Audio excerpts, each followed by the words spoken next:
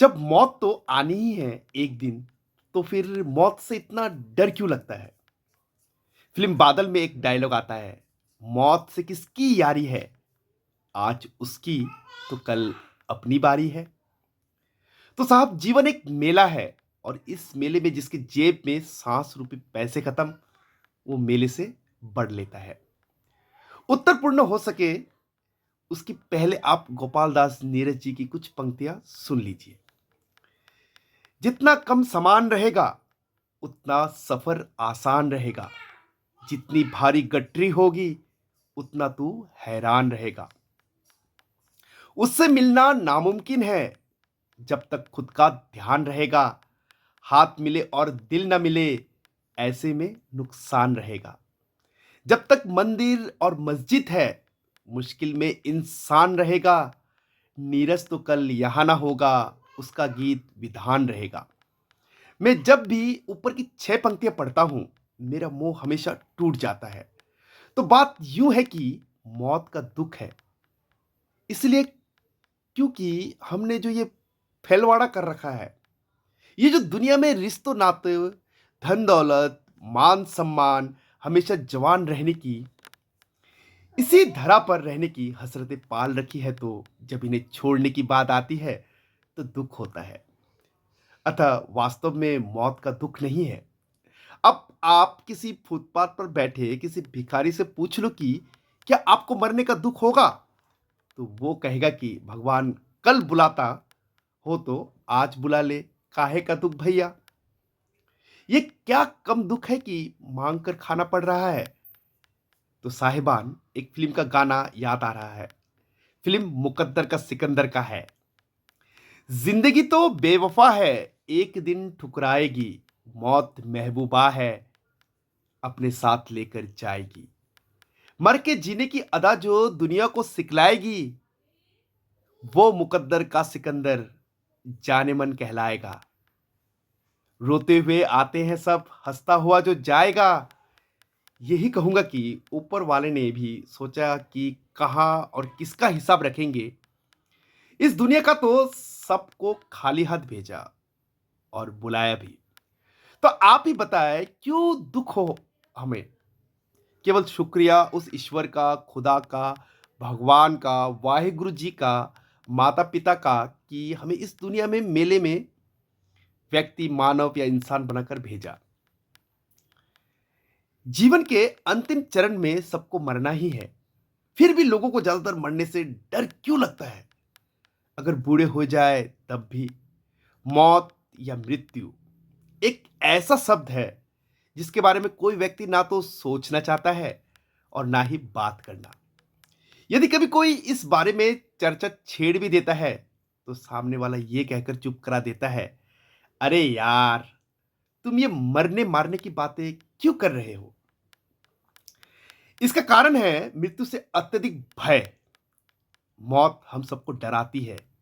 हम इसके बारे में सोचने से बचते हैं, बात करने से बचते हैं और इसे तब तक पहचानते भी नहीं, जब तक कि हमारे किसी प्रिय के साथ ऐसा कुछ ना हो जाए। मृत्यु से इतना भय क्यों है? वो क्या परिणाम है मृत्यु के, जिससे हम बचना चाहते हैं? मृत्यु से भय का मुख्य कारण है मृत्यु को जीवन से पृथक कोई घटना मानना, जबकि मृत्यु तो सदैव जीवन के साथ बनी रहती है। ये तो जीवन में हर पल आपके साथ रहती है। ये अब इस पल में भी आपके साथ है और जब आप जीवन यापन के अन्य काले कार्यों में लगे रहते हैं, तब भी। इस जहां में कोई भी मरना नहीं चाहता, क्योंकि किसी को भी अभी अपने व्यवसाय को ऊंचाई पर पहुंचाना है, किसी को अपनी बेटे को सेटल करना है, किसी को अपनी पुस्तक पूरी करनी है, किसी को अभी अपना कोई अधूरा सपना पूरा करना है। कहने का तात्पर्य है कि वे पहले जीवन को समझना चाहते हैं, फिर वे मृत्यु को समझने की बात करते हैं। जबकि जीवन मृत्यु दोनों एक ही है और उन्हें अलग-अलग करके नहीं समझा जा सकता। इसके लिए हमें जीवन को संपूर्णता में देखना होगा और जीवन को समग्रता में आप तभी देख सकते हैं जब आप में प्रेम हो। सुप्रसिद्ध आध्यात्मिक लेखक कृष्णमूर्ति ने जीवन और मृत्यु के इस रहस्य को उद्घाटित करते हुए बताया है कि इंसान की मृत्यु से इतना भयभीत होने के पीछे मुख्य कारण है निरंतरता। निरंतरता के छूट जाने का भय और ज्ञात को खो देने का डर। जब तक हम निरंतरता को चाहते रहेंगे, तब तक मृत्यु का भय बना रहेगा। निरंतरता से तात्पर्य है अपने भौतिक शरीर, अपने व्यक्तित्व, अनुभव, ज्ञान, अपनी क्रियाओं, अपनी क्षमताओं, अपनी ख्याति, सौंदर्य, अपने किए गए कार्यों के परिणाम से निरंतरता। अर्थात व्यक्ति का अंदर का जो मैं है, वो बने रहना चाहता है, कभी मरना नहीं चाहता। इस निरंतरता को बनाए रखने हेतु ही मनुष्य पूर्ण जन्म जैसे अवधारणाएं गढ़ने लगता है, लेकिन फिर भी अनिश्चितता तो बनी ही रहती है। हमें डर है ज्ञात को खो देने का। ज्ञात के प्रति जितना हमारा मोह होता है, मृत्यु का भय उतना ही बढ़ जाता है। ज्ञात चीजें हैं, हमारी छवियां, हमारा ज्ञान, हमारा मोह, हमारी भौतिक वस्तुएं, निर्णय, संस्कृति, विचार, परिणाम, परिवार, प्रियजन, परंपरा, अनुभव, सहचार्य, स्मृति जैसे अनेक चीजों के खो जाने का भय। मृत्यु वास्तव में ही शाश्वत सत्य है, और अगर कोई व्यक्ति इस सत्य को नहीं समझता या फिर स्वयं को इससे अलग मानता है, तो वो बुद्धिविहीन, विवेकहीन और अकट्य मूर्ख है।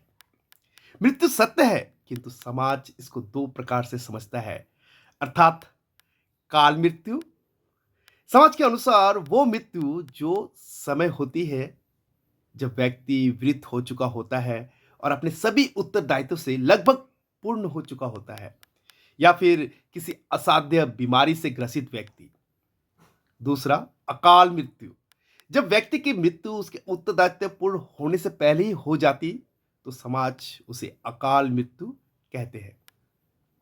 जैसे बचपन में, जवानी में इत्यादि। जैसे सुशांत सिंह राजपूत की मृत्यु हुई। किंतु सत्य यह है कि कोई भी मृत्यु अकाल मृत्यु नहीं होती। सबकी मृत्यु का समय तय होता है। ईश्वर उसी हिसाब से समय की घटनाओं को क्रमबद्ध करता है कि उसे समय मृत्यु होना तय हो जाता है, जिसे कोई चाहकर भी नहीं रोक पाता, और बुरे से बुरे व्यक्ति चाहकर भी नहीं मर पाता।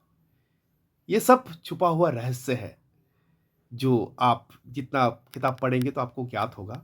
मैं अभी पढ़ के ही बता रहा हूँ आपको। अगर अच्छा लगे तो लाइक, शेयर और कमेंट कीजिएगा। धन्यवाद।